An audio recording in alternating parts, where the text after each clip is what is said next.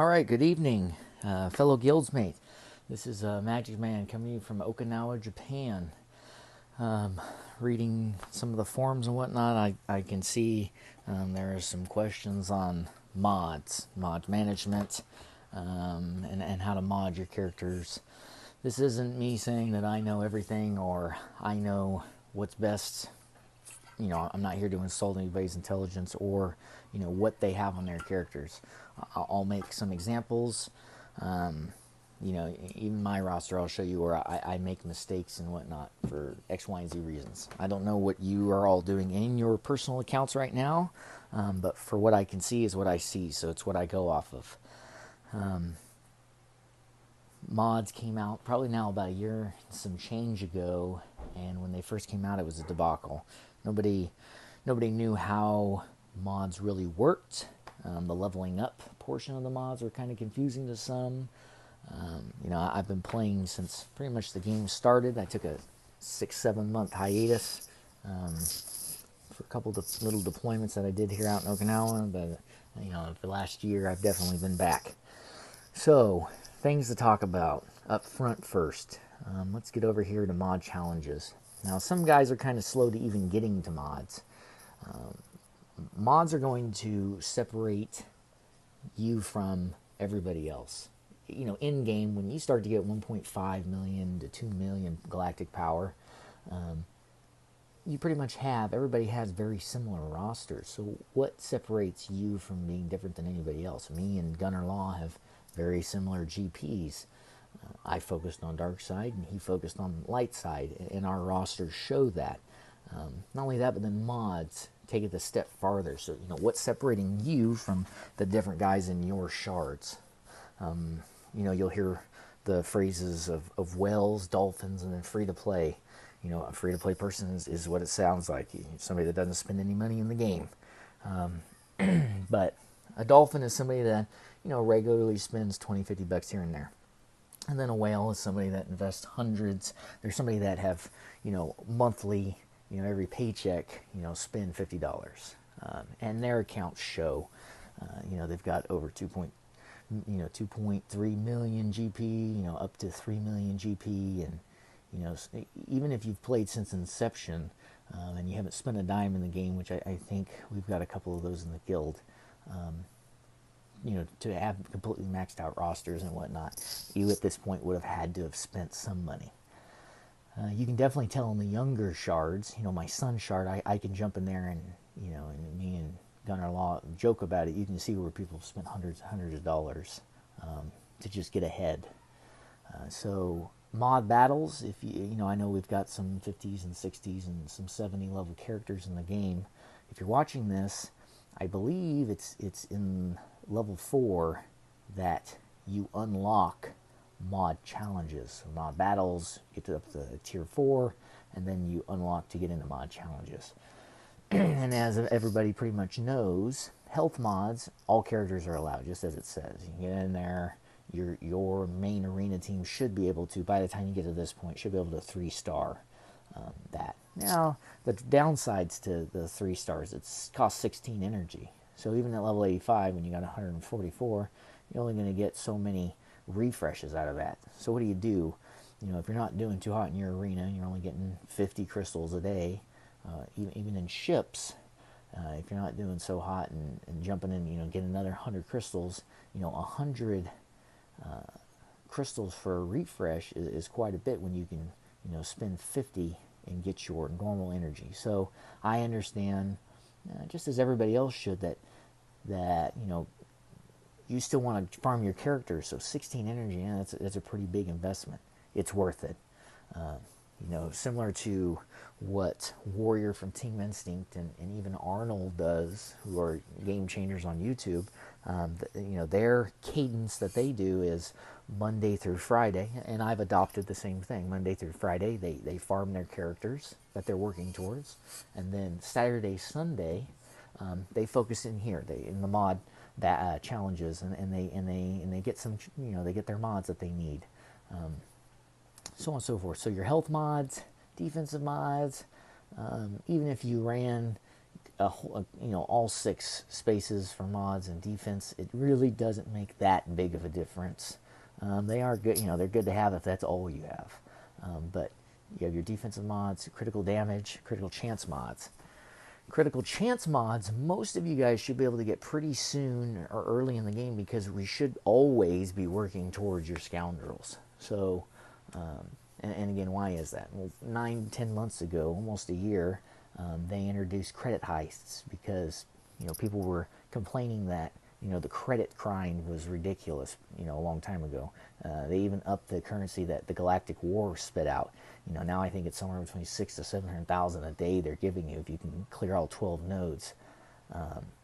It's a lot. It used to be half that, 300,000, and there was no ship currency, and you weren't able to get an Omega possibly at that last node. So they've listened to the fans, and they've really made the game easier in some aspects. But just because it's become easier for you, the rest of the 20,000 people in your shard, it's become easier for them also. So it's still a race. It's still competitive. Critical chance mods, great mods to have. Especially if you're running rebels. Rebels in this game, for some reason, they've decided to make them the hardest hitting characters in the game. So, and I'll jump into Gunner Law's account here in a little bit and show you his method to the madness and how he just thumps people and why he is where he is in his squad arena. So you have your critical chance mods and then your critical damage. Critical damage mods are a absolute pain in the ass to get to because they're behind the Jawa critical damage characters, 5 of them. Well, believe it or not, there's only 5 of them in the game. And the hardest one to get, you can see I left it 5 stars, and that's Jawa Engineer. I hate this character, I hate this farm, but you have to do it. He's only available in one spot, and he pops up maybe every other day, maybe every 2 days in the damn Cantina store. Pick him up for 5 shards. Well, it's going to be 80 to unlock him, and you get him at 4. Once you get him at 4, then you're going to have to get him, all the way back up to, I think, 65. And he's just a extremely long farm. If you see him, I would purchase him because, critical damage is one of the best mods that you can get in the game, next to critical chance. Tenacity, again, if you got a solid Rebels team and that's all you're getting, get the critical, get the tenacity. Tenacity's good, but definitely not the best, and it's not the priority. Offensive mods, I can break down, when offensive mods is better than critical damage mods a little bit later. Potency, there are certain characters in the game that are applying detrimental effects, stuns, exposes, so on and so forth. That's where this potency comes in. The game does it's an RGN, random numbers generator. Just like, playing D&D, it's a roll of the dice. So when you roll your dice, your potency modifier, gets tacked into whatever your character randomly rolled. Well, then it gets put against their tenacity, and then that dictates in a matter of milliseconds whether or not that detrimental effect was applied. Speed mods. If I go into my shard, right, and you'll see, go into ranks, and the top guys here, and I open up his CLS, you'll see that it's all speed and 2 critical chance mods, right? And then I come over to Thrawn, speed, critical chance sets, right? You'll see a pattern here, is Han Solo. So now, Han Solo, he's running critical damage and critical chance. Now, why? Why would he not be running speed on Han Solo? Well, let's think about it. If we go back here, tactically, I would bet that his R2-D2 is going to go first. His R2-D2 is going to go first just because R2-D2 has one of the highest, next to the TIE Fighter pilot, speeds in the game. So you speed R2-D2 as fast as possible, and he stealths everybody but General Kenobi. Now, General Kenobi kind of auto-taunts, so he's going to get 1 free turn taunting before his actual taunt engages. Thrawn, right? Well, let's take it even a step further. His Han Solo is going to go first. He's going to stun somebody right off the bat. R2-D2 is going to do his stealth. Thrawn's going to fracture somebody. So between Han Solo stunning somebody, Thrawn fracturing, CLS is going to come up and smack somebody, and I guarantee this guy knows what he's doing here, and his potency, 30%, but let's not forget, he's 37%, but his last, it binds all things, is zated. Luke has that 40% potency whenever Luke resists a detrimental effect. So he's really sitting at around 60-something% potency, which is fine, which is exactly what you want it to be at. And again, he's running a 24% potency arrow, or cross. Again, because he's wanting Luke to take turn meter away, right? Because your turn meter removal characters is based off of their potency. So, turn meter removal, stunning, applying tenacity down. CLS is a jack of all trades. But, his Thrawn has the speed mods. His R2-D2 has the speed mods. His CLS has the speed mods. Kenobi has the speed mods.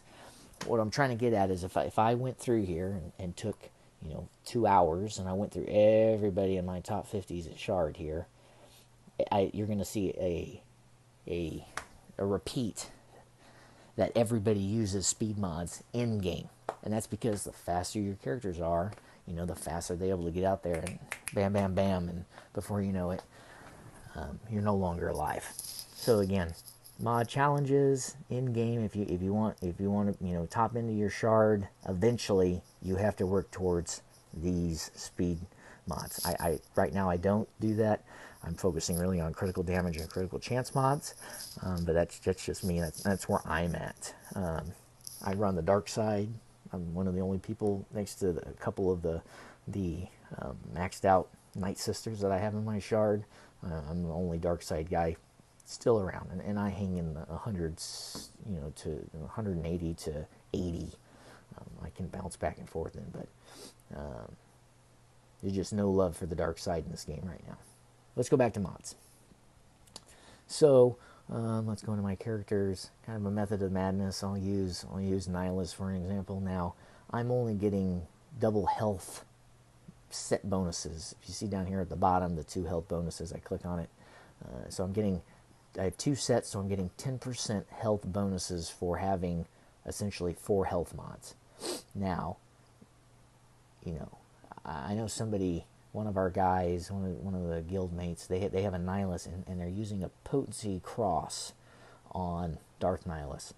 That's essentially like having a potency mod on Thrawn.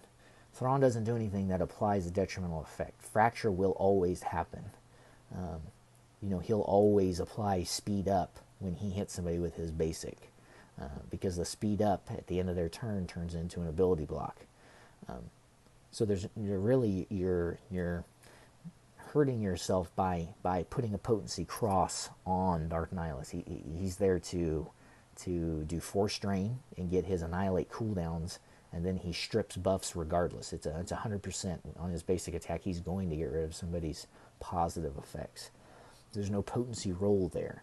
So again, so for somebody like Nihilus, I want Nihilus to stick around as long as possible because I want him to get his annihilate off. So I'm running a circle, 23.5% protection. On his cross, 23.5% protection.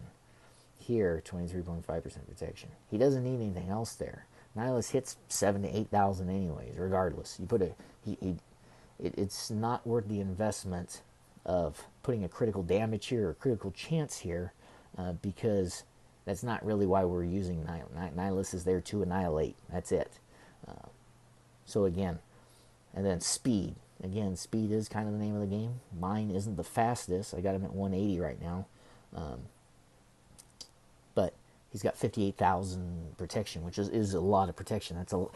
He can, my Nihilus can take a beating, and which allows him to get to where he starts annihilating people. One, sometimes even 2 characters in a match. So again, something to think about when you're building these characters up. I get it if you have a base and you're putting tenacity on them because you don't want him to get stunned. Nihilus with a high tenacity is pretty good because he does get stunned. The game, if you're fighting a Han Solo, the game will auto go to him and stun him because they know he's one of the one of the threats in the game. Let's talk about things that confuse people here. Okay, so I have a level 1 potency mod here. Now I'm going to have to sell some of my mods real quick. I'm sorry. I don't like selling critical chance. Potency with an offensive primary. No, thank you. Critical chance. So now some people look at me and say, "You're crazy. Why are you selling these circle health mods?" I'm never going to put a circle health mod on a character. It doesn't make sense. That's just me personally. I want to put protection. For me, protection. So this guy right here, this 8.5% with 3.3% potency, it's a good mod for me. I keep that. 7% protection with 4.41 potency. I like that. You know, characters like Nihilus, who I put a cross in, he's getting 4% potency. It's good. It's a good gig. Sell.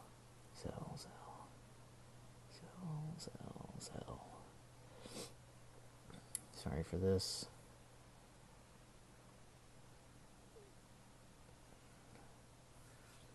Just mods that I don't see helping me here.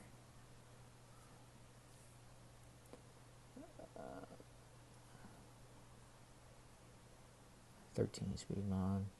See, stuff like that makes me mad. This 4% health with a 13 speed, sounds like a great mod. Honestly, it is a pretty good mod. All right, where was that arrow potency mod? All right, let's see if I can explain this properly here.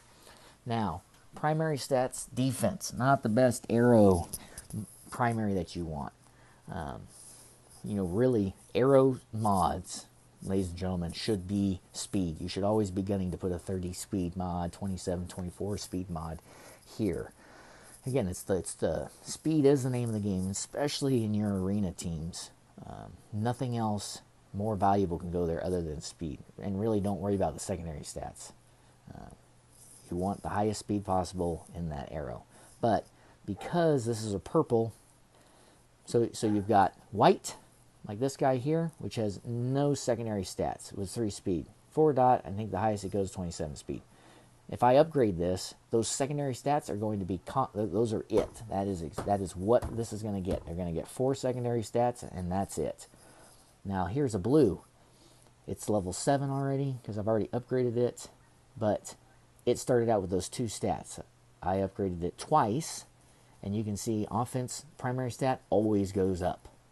But notice how critical chance is at 3.1% and protection is at 3.5%. That means that because you can't get those on a normal blue mod. That means that one of my upgrades went to critical chance and one of my upgrades went to protection. So that means if I took this all the way to level 15, that my next 2 stats, whatever they are, that's what they're going to be. There's not going to be any additional stats added to them. So I'll try and showcase that here in defensive mods. So if I upgrade it one time, just one level to 2, notice defense goes up to 2%. Protection, tenacity, speed hasn't changed yet. It's not until every 4 levels, boom. So notice how my tenacity went up, not my favorite, 3.84. So that's 1, right? Notice every 3-4 levels, we get an increase. So get up to 4, defense is going to go up. Get up to 5, get up to 6. Now watch, tenacity went up again. So 2 of my 4 upgrades was, in my opinion, wasted on tenacity. Extremely irritated. I would have rather those 2 gone to my speed, or 1 gone to speed and 1 gone to protection. But I get 1 more upgrade, 1 more chance. Boom, so there it was. So 9 speed, 5 tenacity, and 500 protection. The next time I upgrade this, it's going to get me my 4th stat, and that's it. There's no more upgrades. Get up there, and then 12 is the last time. Boom, potency 1.5%. And that's really it. I can upgrade it all the way to 15, and that'll take its defense up to 11.55%, which is maxed for a mod. This isn't a bad mod. 5% tenacity is pretty good. 9 speed is better than no speed. Now, again, if you have to rewind it and look at that again, just because it was a purple mod, it started out with 3 secondaries at level 1. So every 3 levels, you get one of your 3 stats upgraded. So 2 of my upgrades went to tenacity, 1 went to speed. So again, technically, this mod had the 2 gone to, or had all 3 gone to speed, this mod could be sitting somewhere around, 15 to 19% speed. But again, it's the roll of the dice. And that's how you find mods that have these really high speeds. Just like me and Gunner Law, for the most part, I won't upgrade a mod unless it has a speed secondary off the bat. If it's not showing speed, then I don't waste the money on upgrading it. Like this guy right here. See how it's a level 1, but it's got, see these gold mods at level 1, you have all 4 of them, all 4 stats are already there, those secondaries. Which means if I upgrade, that's a good example here. If I upgrade to 4, I have a chance of one of the 4. So which one went up? Offense went up, which isn't a bad thing, right? But I still have 3 attempts to get my speed up. So I come up to 8, and boom, offense went up to 94, which is, again, is not a bad thing. It's actually a lot of offense. But one more time, to level 12. It's going to spend all my money here. Boom, and my health went up. Not the best. That's it. One more, and I can't upgrade it again. But that was it. There's your, that's kind of how mods work in general. Again, me and Gunner Law, we only upgrade. See how that's a 9 speed? You can't start out with a base 9. So that means one of my 3 upgrades went to speed at some point. I'm assuming that was probably a 3, and I got 7 or something to get that speed up to 9. But you do enough mods. Notice how that's another 9 speed, which means that started out at probably 2 to 3, and I upped it 5, 6, and then again another speed there at 8. Again, any speed is better than no speed. These are the mods that you want. Again, I really don't keep. Again, that one right there has got another 9 speed. I don't really keep mods that don't have speed secondaries just because it's not worth the investment. If you just arbitrarily are, you've got a green mod. Green mods are killers for me because see how it's the first stat was a speed mod, and I already upgraded it to level 4, which means that's it. It's never going to go higher than level 7. But a 7 speed isn't bad on a defensive set mod. That's it. But the other stats aren't going to be, exponentially greater. The purple mods are really good to get because you're going to get 3 chances to upgrade those 3 mods. Blue mods, again, you're going to get 2 chances to upgrade those 2 mods. Purple, you can get the 3. Then if you're lucky, you can get a gold mod. It's a gold mod, but it's really not a great mod to upgrade because there's no speed secondary. End goal is that every one of your mods has a speed secondary. So I got 14 on Vader, a 9 there, which isn't, amazing, 10, no speed, but I needed the potency because my Vader is set for raids right now. Not really arena, but for raids. I need him to get as many dots and speed downs as he can as possible. Critical damage because I need him to hit hard, and then the speed mod. So that's kind of my spiel on mods and what you should be doing to increase and not increase. Don't waste your money on mods that aren't going to do things for you later on down the road. Now, if you're new, if you have mods, upgrade the mods. Throw the mods on your character. But when you start to get later, later on in the game, you start getting more in-game, those secondary speed stats are going to be super important for you to be able to keep a good high number in your shard. Before I sign off here, one other thing I want to go into, I'm going to use Gunner Law for an example for mods here. So like his wedge, he's running 6 critical damage mods, right? Which I'm assuming his critical chance is probably in the 60% range. Yeah, 60% exactly, with a 2700 physical damage. Notice he's upping his physical damage with his mods 248%, 240 additional damage, which is actually really good. And that's all those offense secondaries that he's getting in here. So if I come in here, one of these has to have pretty high offense to be raising it that much. Yeah, 69 offense, so that's good. And then he's got, you know, 0.5% here and another 0.5% there and another 0.5%. So that's adding up to about 248. All very important. Potency, you know, he sits at around 37% potency, but he's really not there to do, you know, potency checks. He's there for, you know, he's got 74 additional speed on him. You know, Gunnar Law uses the Wedge Biggs combo, so I bet you his critical chance is what, 65%. Again, he's hitting, and he's got, you know, 75 additional speed on his, you know, with a total 183 speed. So he's really relying on coming out the gate, doing massive amounts of damage, and killing the enemy as quick as possible. CLS, he's got the triple Zeta on him. You know, and he's got 95 speed at CLS up at 241, which is outstanding. That's really what you want when you start doing that. And his critical chance is up over 50%. Oh, that was what I was going to talk about. When do you make the decision to put critical chance versus offensive mods? So when does the critical damage and this offensive mods, when do they clash? What's a good example? Well, so my Kylo Ren, I use critical damage mods on Kylo Ren because his physical critical chance is over 40%.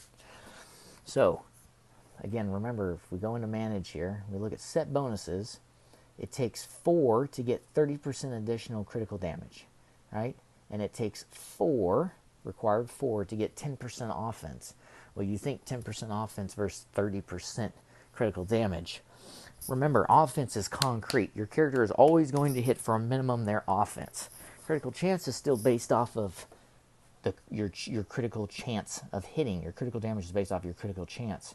So the rule of thumb is if your critical chance is higher than 40%, then go with critical damage. If it is under 40%, then go with your offensive mods, because in the long run, your offense increase is going to do more damage than it would you relying on possibly a critical chance. It's just safer. And mathematically, that's just the way it works out. So there's my spiel on the offense and critical damage mods.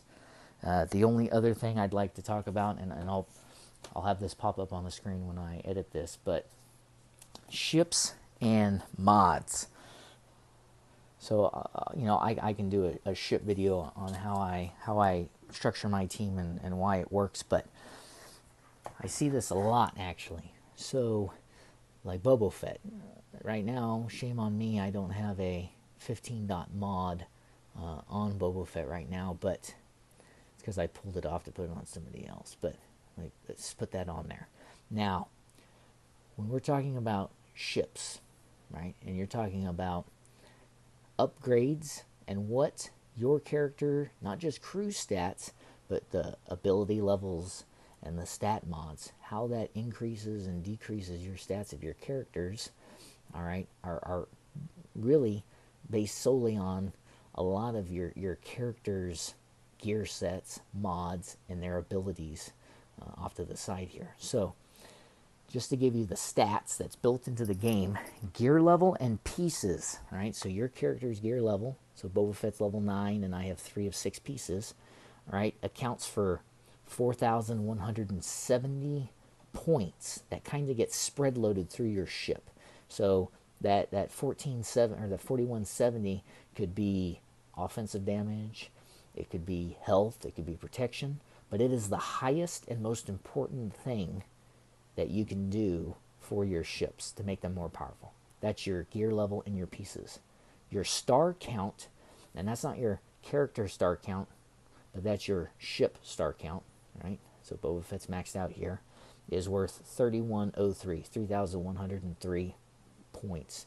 Again, and that's going to go towards upping these your ship's actual stats. After star count is your ability level. So that's the character's ability levels in here. Also, your ability levels for your character themselves. All of these things affect the stats to your ship. And then your unit level, so that's your ship level, right? So this is maxed out, level 85. And then your character's level also is attesting for 1,317 points go towards upgrading your ship. And then last is your stats and mods. So mods, the only thing that the computer computes is the gear level, the dot count, and the level, not the stats themselves. So some people think if I take, my Boba Fett's doesn't, it's critical avoidance, which is terrible, but my General Veers has a 30 speed mod. Well, because I have a 30 speed mod, if Veers had a ship, then that would affect his speed as a ship. That's not true. What's true is that regardless of what mods you have, it doesn't matter if they are all critical chance mods, they could be garbage level 15 5 dot mods, but you want them to be 5 dot and maxed out. 5 dot maxed out, any group you want them to be. As long as you have them in there, you're going to increase your ship another 720. So again, all the characters that I use that have ships are going to have their mods. They're going to be maxed out next, outside of their zetas, because I'm not zeta in this guy, and then their gear count. So he's only level, he's only gear 9, but again, he does what I need him to do. Tarkin, again, I've stripped him recently for other characters in the territory dark side battles, but again, outside of his 2 zetas here, these are all of these things add up to increase the sheer damage that your ships here are going to put out. Health, protection, speed, and this, your ship's speed is based off of your character's gear level. So if you have, my first order TIE pilot is gear 12, so he's got 186 speed. He's almost always the first character to go in every battle that I have. But again, get in there, get garbage mods. It doesn't matter as long as they're 5 dot level 15. That is an investment, and it is expensive, but I promise you will see a difference in your ships. Get the gear level up. Make sure, even if you don't use the characters, max out these abilities if you can. Get the mods on them. Make sure they're, hey, I don't use Ahsoka anymore, right? But you bet, Ahsoka's level 85. She's got her mods. But I still have her ship maxed out. Hopefully this video has helped answer some questions. If not, let me know, and I'll try and address them. Keep in mind, I'll go in here real quick. When you're, I don't remember who I've seen, but when you get in here and I start looking around. Like your old Daka here. Old Daka's got a 1 dot. It's an offensive mod. Really not doing much for you, brother. You should make sure that our squad arena team has your best mods. So your Ventress here. Ventress has this 21% potency mod. I almost think that protection would be wiser down there, because I would take that 21 potency and I'd put it on your old Daka, because old Daka with his defensive mod, Old Doc is one of the only characters in the game next to the new Kylo Ren Unmasked that can dual stun. Well, that dual stun mechanic is based off of her potency.